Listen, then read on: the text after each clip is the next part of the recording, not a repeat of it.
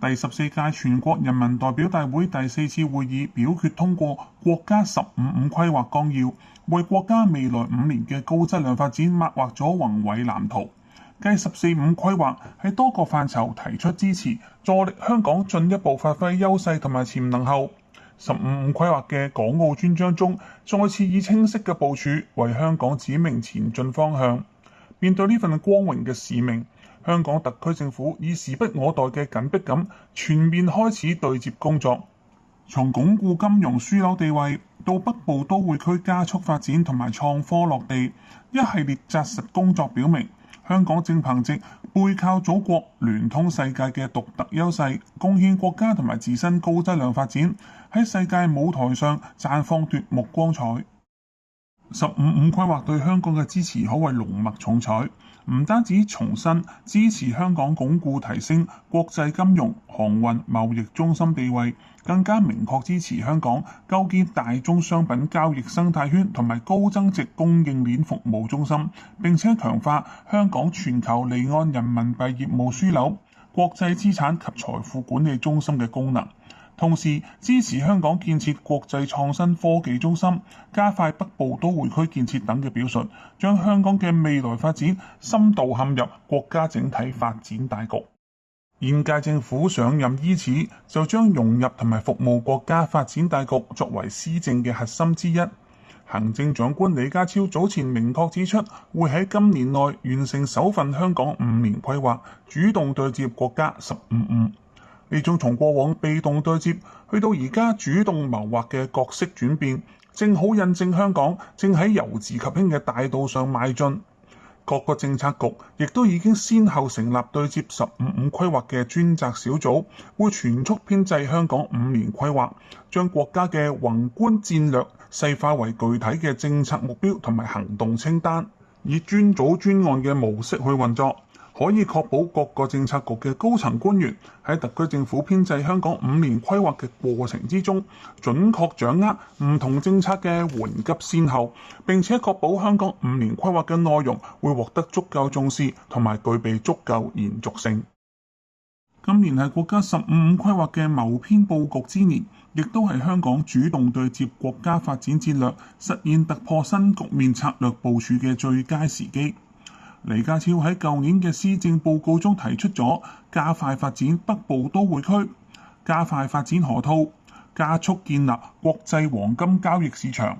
國際風險管理中心同埋國際資產及財富管理中心等多項主動融入及服務國家發展大局嘅政策。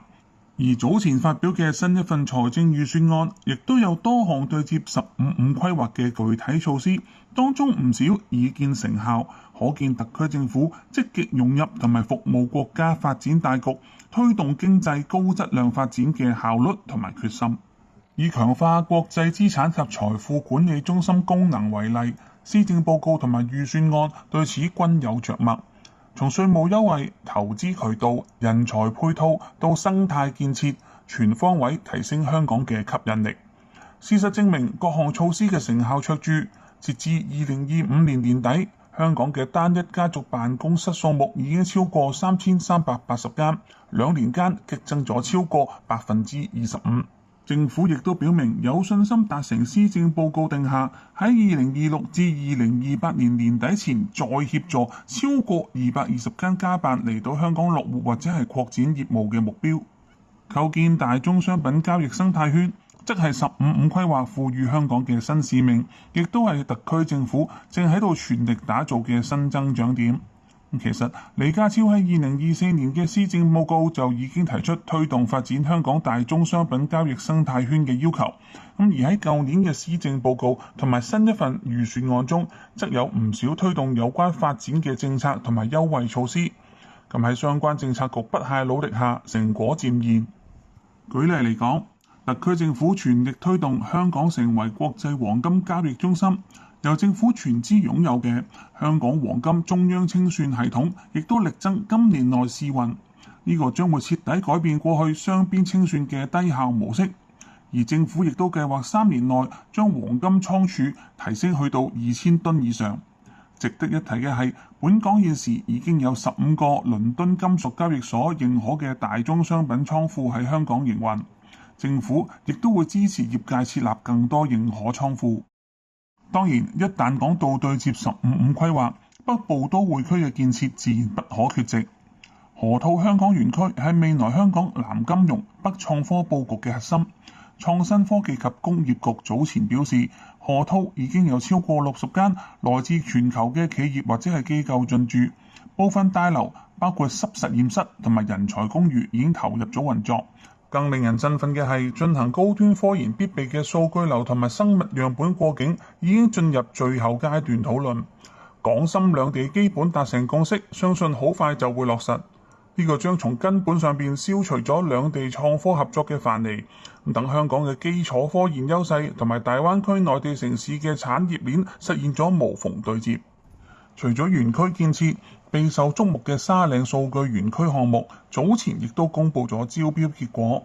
呢個項目將會於42個月內投入營運，首3年投資規模高達238億港元。至到2032年算力規模咧，將會相當於現時全港算力嘅36倍。15-5規劃明確支持香港建設國際創新科技中心，相關發展方向同埋北部都會區嘅發展可以話係互為表裏，密不可分。香港各個科技園區項目嘅快速發展，正係特區政府主動有為對接15-5規劃嘅最好證明。從家辦嘅蜂擁而至到黃金樞紐嘅快速建設，從河套工地嘅日夜兼程到沙嶺數據園區嘅正式上馬，全部都在說明。喺對接國家15-5規劃嘅道路上，特區政府思路清晰，執行有力。喺政府嘅領導之下，香港正將呢份宏大嘅國家戰略細化為一項項落地政策同埋一個個具體項目。未來香港除咗喺國家發展大局中貢獻獨特嘅香港力量外，亦都必將藉住自身越發強大嘅實力同埋優勢，喺世界舞台上發光發熱，以香港所長服務國家所需。